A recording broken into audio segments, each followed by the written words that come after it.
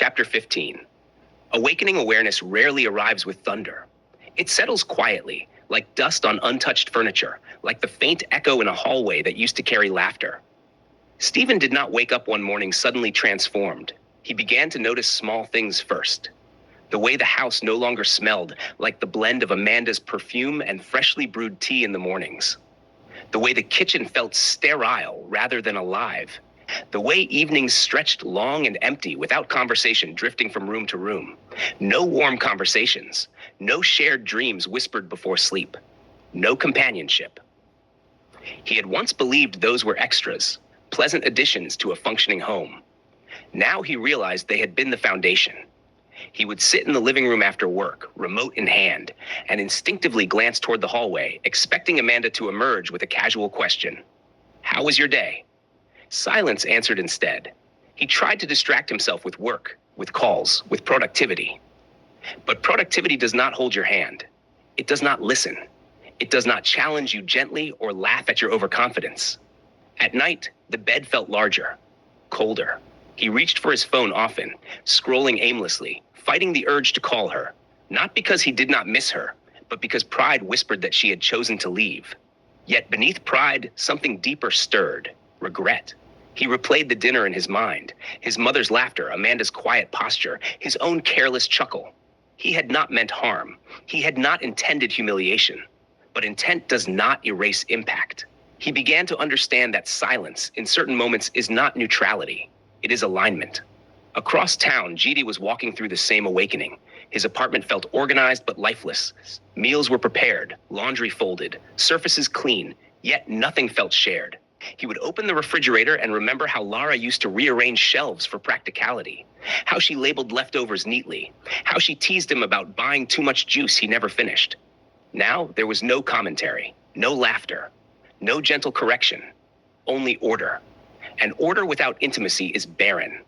One evening, Stephen called Jide under the pretense of catching up. The conversation began casually. Work updates, market discussions, familiar banter. But both men sensed the unspoken weight beneath their words. Finally, Jide exhaled heavily. "She left because of my mother," he admitted. The confession felt like gravel in his throat. Stephen went quiet for a moment before responding. "Mine too," he said softly. There it was, the shared truth neither had wanted to articulate. They had defended loyalty. But to whom? And at what cost? "Do you think we were wrong?" Stephen asked carefully. Jide did not answer immediately. He leaned back in his chair, staring at the ceiling, replaying memories he had once dismissed. Lara's steady voice, her requests for partnership, her refusal to compete for space. "I thought I was protecting my mother," Jide said slowly, "but I wasn't protecting my marriage." The realization settled heavily between them. Stephen swallowed. "I thought Amanda was being sensitive," he admitted, "but I never asked why she felt that way." Silence followed, not defensive this time, but reflective. They began comparing moments, specific instances where their wives had sought validation and received dismissal. Times when boundaries had been crossed and they had minimized it. Times when laughter had replaced protection. The pattern became undeniable. They had mistaken compliance for peace. They had mistaken obedience for harmony. They had mistaken loyalty for righteousness. But love cannot survive where loyalty is misplaced. Loyalty to a parent is honorable until it undermines the vow made to a spouse. Marriage requires reordering priorities, not abandoning parents, but establishing boundaries. Neither Stephen nor Jide had understood that distinction. They had grown up equating maternal authority with unquestionable truth. To challenge it felt like betrayal. But in shielding their mothers from discomfort, they had exposed their wives to isolation. Jide felt the weight of that realization acutely. "I told her divorce without even asking her side," he said quietly. "I thought I was being firm, strong." "You were being conditioned," Stephen replied, surprising himself with the honesty. The word lingered. Conditioned. To believe that a wife's resistance is disrespect. To believe that a mother's discomfort is injustice. To believe that authority must be preserved at all costs. But what had it cost? Stephen walked into his bedroom that night after the call and stood in the doorway for a long time. Amanda's absence was no longer theoretical. It was physical. The lamp she once used to read by, the corner of the closet she once filled, the quiet space on the dresser where her jewelry had rested. He sat on the bed slowly, allowing himself to feel the ache he had been suppressing. He missed her voice, not just her presence, her voice, her perspective, her laughter, her challenges. He missed being seen, not as a son, not as a professional, but as a partner. Across town, GD stared at his phone, scrolling through old photos, images of vacations, smiles, private jokes captured in still frames. Lara had not been dramatic.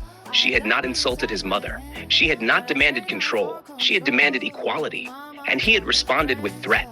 The bitterness of that realization settled in his chest. They had believed strength meant dominance. Now they understood strength might have meant protection. The awakening was not dramatic. It was painful. It required dismantling years of unquestioned beliefs. It required admitting fault, not loudly, but honestly. Stephen texted Amanda that night. "I am beginning to understand." He did not expect an immediate reply. Understanding, he realized, was only the beginning. Jide drafted a message to Lara, deleting it twice before finally sending something simple. "I should have defended you." Both men lay awake long after midnight. For the first time, they were not blaming culture, not blaming sensitivity, not blaming miscommunication. They were examining themselves. Awakening often feels like grief, the grief of realizing you contributed to your own loss. But within that grief is possibility, because acknowledgement is the first fracture in pride, and through that fracture, growth can enter. They had defended loyalty. Now they were learning about balance. They had preserved hierarchy. Now they were confronting loneliness. They had chosen silence. Now they were choosing reflection. Love cannot survive where loyalty is misplaced. But perhaps, just perhaps, love can be rebuilt where accountability begins.